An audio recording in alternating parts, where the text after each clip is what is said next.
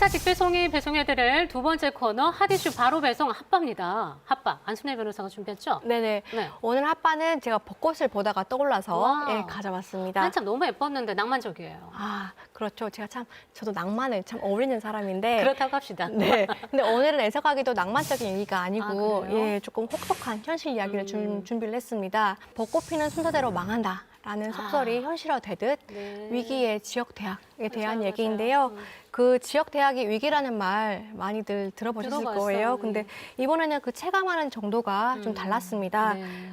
지역 거점 국립대학인 전남대학교도 정원 미달 그러게요. 피해가지 못해서 개인적으로 좀 놀랐고요. 네, 그렇습니다. 네, 저도 마찬가지입니다. 그 동부권의 국립대학인 순천대학도 미달이라는 소식이 있었고 또 서부권의 목포대학 같은 경우는 정원 관련해서 발표가 없었고요. 광주 전남 지역에서 10개 이상의 대학이 이 정원 미달과 관련된 문제를 좀 벗어나지 못했다라고 하는 것들이 있었죠. 네. 안타까운 봄을 맞은 지역 대학들의 그런 모습들 먼저 화면으로 정리해봤습니다. 전남대와 조선대 등 지역의 주요 대학들이 올해 신입생 정원을 채우지 못했습니다. 지방대의 위기가 현실화되고 있다는 지적입니다. 정원 미달 사태란 충격에 휩싸인 지역 거점 국립대 전남대. 조선대 등 광주 전남의 대표적인 사립대학들의 사정도 다르지 않습니다. 국립, 사립 할 것 없이 광주 전남 종합대학 중 정원을 채운 곳은 전무하기 때문입니다.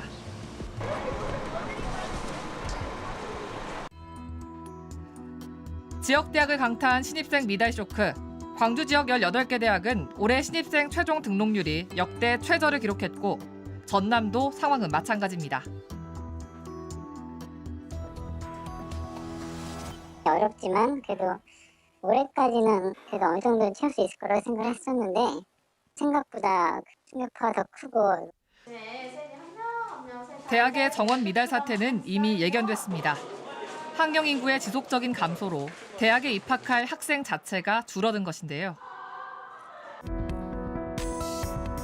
앞으로의 상황은 더 비관적입니다.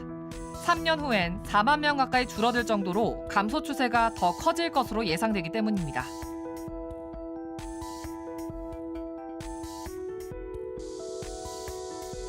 코로나19란 독병까지 가세하면서 지역대학의 상황은 더 어려워졌습니다. 지역의 중소대학들이 사활을 걸었던 대학 입학 홍보전. 그러나 사회적 거리두기가 지속되면서 지난해에는 입학 홍보 활동을 제대로 할 수 없었기 때문입니다. 코로나19가 지역대학에 미친 영향은 또 있었습니다. 대학의 정원 확보 방안 가운데 하나였던 해외 유학생 유치가 코로나19 상황에서는 거의 불가능하게 된 것입니다.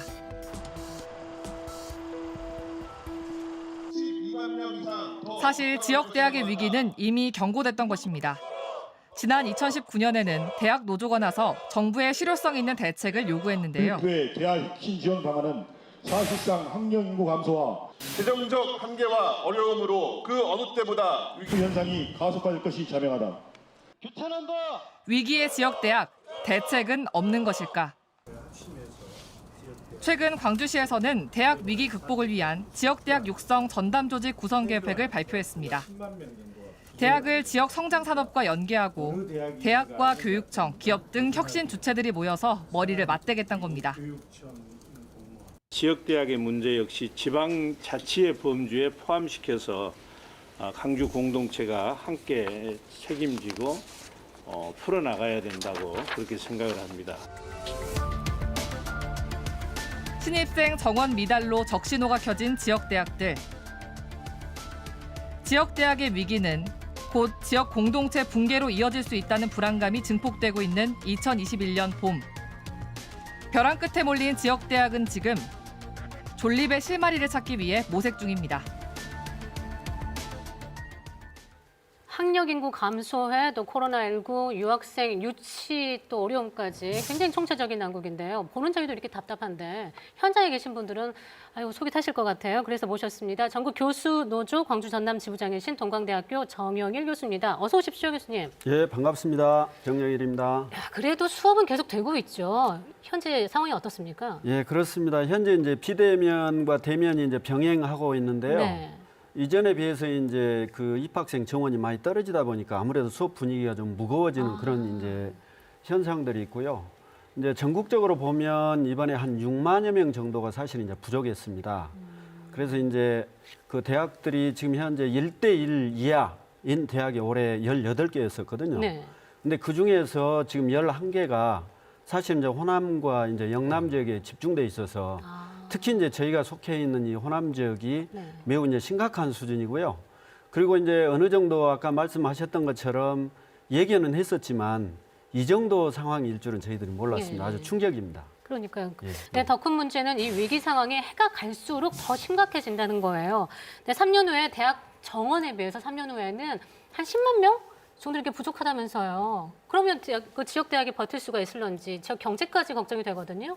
예, 그렇습니다. 이제 이미 이제 피해되었었던 그런 지역에서 이제 볼 수 있듯이 이제 대학이 없어지게 되면 이제 지역 경제가 붕괴가 되고 지역 경제가 붕괴되면서 또 지역의 문화 공동체가 붕괴가 되고 네. 그러면서 이제 또 지역이 붕괴되는 이런 악순환의 어떤 고리들이 이제 계속 악화되는 그런 이제 그 우려가 현실이 되기 때문에 그런 측면에서 이것을 이제 대학에 자체적으로 이걸 맡겨둘 게 아니라 네네. 아까 이제 광주시장님이 말씀하셨던 것처럼 지자체나 지역 주민들이 같이 고민을 해야 되는 그런 현실이라고 저는 봅니다. 지역 대학이 활성화되면 단순히 경제 문제를 넘어서서 문화 그리고 지역사회 연구에까지도 굉장히 큰 영향을 미칩니다. 가령 예를 들어서 전라남도 같은 경우 섬이 많지 않습니까? 네. 목포대학교에 도서문화연구소라는 곳이 있어요.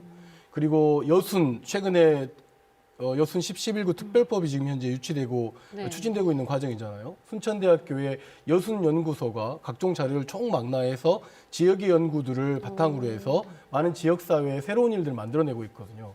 지역에 있는 대학의 활성화는 지역의 상생과 공생과 굉장히 중요한 문제이기 때문에 지방정부에서도 특단의 대책이 좀 필요합니다. 그래요. 지금은 이런 말 하잖아요. 대학 수가 너무 많고 예. 대학 정원 수가 너무 많다. 학력 인구가 감소를 했으면 당연히 대학 정원도 줄여야 하지 않겠냐 이런 지적이 있는데 예. 네. 예, 그 방금 말씀하신 주장도 이제 일견 그 타당해요. 그런데 이제 문제는 지금 뭐냐면 지금까지 일방적으로 저희들이 그 지방대학이 이 감원을 해왔다는 거예요. 네. 지금까지 통계를 보면 약 한 78.5%니까 거의 한 80% 정도를 지방대학에서 이렇게 줄여왔었고요. 우리 이제 그 광주에 있는 동강대학, 제가 속해 있는 동강대학의 사례를 보면 제가 1997년에 저희가 3,000명이 넘었습니다. 근데 최근에 저희가 정원이 지금 1,000명으로 줄였습니다. 무려 3분의 1이 지금 줄어든 거죠.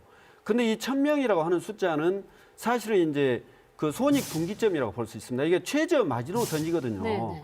이것마저 이제 무너진다면 사실은 이제 대학이 존립할 수가 없습니다. 그런 상황인데 또 이제 그 지방대학에서 수를 줄여라? 저는 이건 정말 말이 안 된다고 보고요. 네. 현재 그 이제 줄인다면 정말 그 수도권에서 줄여야 되고요. 또 하나 문제는 지금 뭐냐면 일방적으로 지금 그 대학 발전 기금이나 연구 기금을 거의 그 50% 이상을 수도권에 있는 대학에 집중돼 있어요. 50% 가지고 전국에 있는 대학들이 지금 나눠가는 겁니다. 네. 이런 상황에서 지금 또 지역 대학에 양보를 해라? 감소해야 된다? 이런 측면에서는 저희들도 참 정말 너무 억울한 측면도 있고 네. 참 안타까운 마음입니다. 네. 근데 이게 지금 현실인데 이런 상황에서 우리 아이들이 지역 대학을 지원하게 할 수 있는 어떤 특단의 대책이 있는지 예. 여쭈고 싶어요. 저는 이제 지방대학을 살릴 수 있는 방법은 이제 세 가지 정도로 저는 이제 네. 말씀을 드릴 수가 있는데요. 예. 지방으로 이제 학생들 유치하기 위해서는 가장 중요한 게 장학금을 많이 이제 부여함으로 인해서 동기 유발을 할 수 있고, 그다음에 두 번째는 졸업을 하면 아까 말씀드렸던 것처럼 취업이 잘 되는 이런 일자리를 또 만들어주는 네. 그런 환경들이 중요하고요. 그다음에 세 번째는 이제 젊은 청소년들이나 또는 우리 청년 대학생들이 향유하고 공유할 수 있는 이런 문화 공간이나 그런 컨텐츠들을 그 지역사회에서 조성해주면 이런 문제들은 일정 부분 저는 많이 해소된다고 봅니다. 네, 좀 시간이 걸리겠지만. 예, 그렇습니다. 네, 위기의 지역 대학 어떻게 살릴까? 지금 당장 뾰족할 수는 없습니다만 그 전국 교수 노조에서 그 위기 극복 방법으로 무상 교육을 이야기를 했어요. 예. 예, 이게 지금 가능할까요? 예, 저는 저희들은 충분히 가능하다고 봅니다. 첫 번째는 가장 이제 예산이 적게 드는 전국에 있는 전문대학부터 그 무상 교육을 하자. 이게 한 2조 5천억 정도 들거든요. 네네. 그다음에 두 번째는 전국에 있는 국공립대학을 하자. 이게 한 4조 2천억 정도 듭니다. 그다음에 마지막에 이제 그 4년제 사립대학을 하자고 하는 건데요. 이런 그 단계적인 그 절차를 밟으면 결코 이제 무리하지 않다고 보고, 더더군다나 지금 현재 그 OECD 국가 중에서 이 고등교육에 대한 투자가 지금 우리나라가 꼴찌입니다. 꼴찌.